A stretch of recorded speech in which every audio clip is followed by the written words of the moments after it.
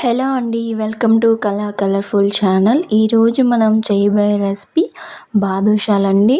బెల్లంతో బాదుషాలు చేయబోతున్నాం ఈరోజు. సూపర్ టేస్టీగా ఉంటాయండి. చూడండి, చాలా స్మూత్గా మెత్తగా దూదిలాగానే ఉంటాయండి. మనము చక్కెరతో చేస్తే ఎలా వస్తాయో బెల్లంతో ఇంకా బాగా వస్తాయండి. సూపర్ టేస్టీగా ఉంటుంది. ఓకే అండి, ప్రాసెస్లోకి వెళ్ళిపోదాం. నేను ఒక గిన్నె తీసుకున్నానండి. దాంట్లో నేను పావు కేజీ మైదా పిండి తీసుకున్నాను.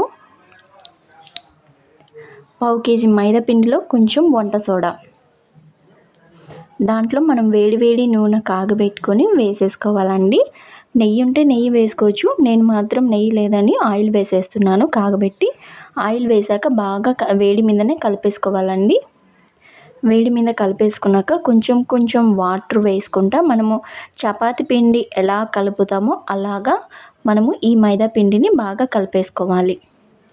చూడండి, ఎంత బాగా స్మూత్గా వచ్చేస్తుంది. మనము వేడి నూనె వేసేసాం కాబట్టి దీన్ని మనము ఒక 25 మినిట్స్ వరకు నానబెట్టాలండి ఈ పిండి మొత్తాన్ని.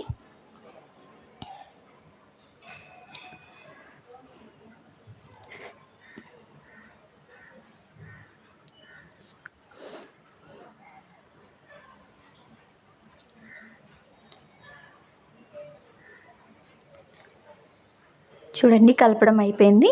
మనం ఇప్పుడు 25 మినిట్స్ వరకు నానబెడదాం. నేను పావు కేజీ మైదా పిండికి అర కేజీ బెల్లం తీసుకున్నానండి. ఈ అర కేజీ బెల్లాన్ని బాగా దంచేసి ఒక 2 గ్లాసులు వాటర్ వేసుకున్నాను. మనము ఎక్కువ పాకం వచ్చేంత వరకు పెట్టనవసరం లేదండి.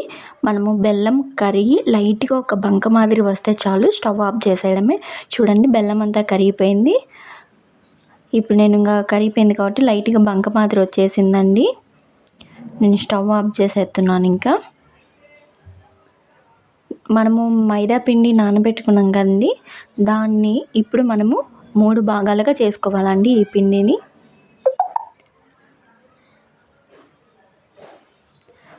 ఒకసారి బాగా మెత్తగా ఇట్లా పొడవుగా అనుకొని వీటిని 3 భాగాలుగా చేసేసుకోవాలి.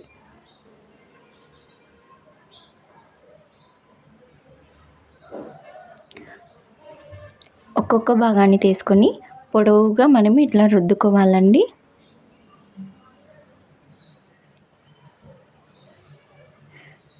మనకి చిన్నపిల్లలు ఉన్నారు కాబట్టి నేను చిట్టి కొంచెం చిన్న సైజు బాదుషాలు చేస్తున్నాను.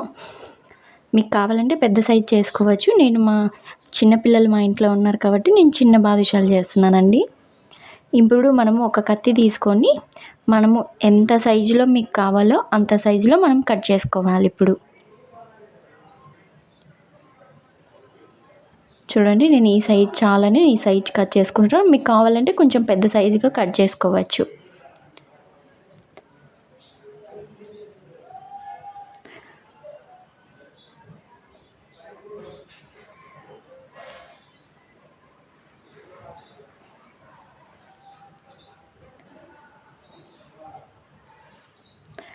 మొత్తం అన్నిటిని ఇలా ఒకే సైజులో కట్ చేసుకుందామండి.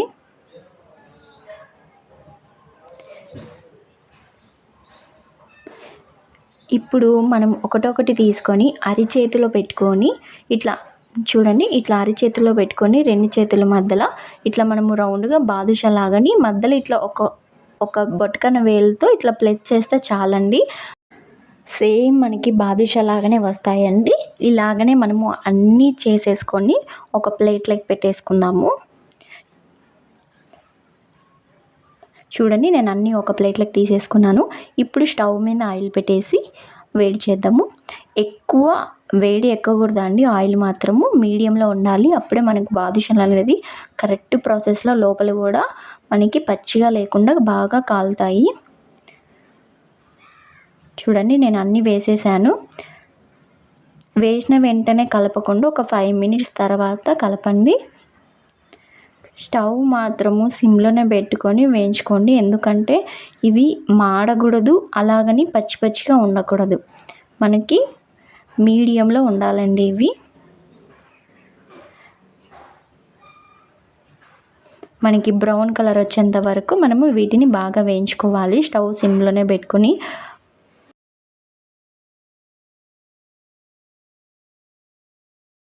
చూడండి బ్రౌన్ కలర్లో వచ్చేసాయి ఇవి. ఇప్పుడు ఇవన్నీ మనము పక్కకు తీసేసుకుందాము. చూడండి పాకము మనం బెల్లం పాకం పక్కన పట్టుకున్నాం కదా, అది మాత్రం చల్లగా అయి ఉండాలండి. ఈ బాదుషాలు మాత్రం వేడి వేడిగానే మనము ఆ పాకంలోకి వేసేయాలి. ముందే చెప్తున్నా చూడండి, పాకం చల్లగా ఉండాలా, ఈ బాదుషాలు మాత్రం వేయించుకునేటివి వేడిగా ఉండాలి. అప్పుడే మనకి ఈ బాదుషా అనేది లోపల కూడా జ్యూసీగా అనేది సూపర్గా ఉంటుంది. ఇప్పుడు మనం వీటిని ఒక 15 మినిట్స్ వరకు బాగా పెట్టాలని పాకంలోనే ఉంచాలి. అప్పుడే మనకి ఈ బాదుషాల లోపల మొత్తం బెల్లం పాకం పోయి జ్యూసీగా సూపర్ టేస్ట్గా వస్తుందండి.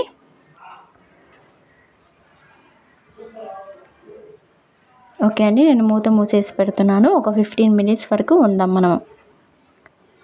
చూడండి 15 మినిట్స్ తర్వాత చూడండి లోపలంతా బాగా బాదుషాలకి పాకం అంతా పట్టేసి జ్యూసీగా వచ్చేసాయి. నేను పాకంలో నుంచి ఒక గిన్నెలోకి తీసేసుకున్నానండి. చూడండి అసలు మనం లోపల ఇట్లా తీస్తే అసలు ఎంత లోపల అసలు పాకం కూడా లోపలికి పోయి జ్యూసీగా సూపర్గా ఉంటాయండి, మెత్తగా. పిల్లలు మాత్రం నోట్లో పెట్టేసుకుంటే కరిగిపోతాయండి. ఇట్లా మంచిగా చక్కెరతో కాకుండా బెల్లంతో చేసి పెట్టండి, పిల్లలు ఇష్టంగా తింటారు, సూపర్గా ఎంజాయ్ చేస్తారండి. ఓకే అండి, ఈ వీడియో కానీ మీకు నచ్చితే లైక్, షేర్, సబ్స్క్రైబ్, పక్కనున్న బెల్లుని యాక్టివేట్ చేయండి ప్లీజ్ అండి. బాయ్.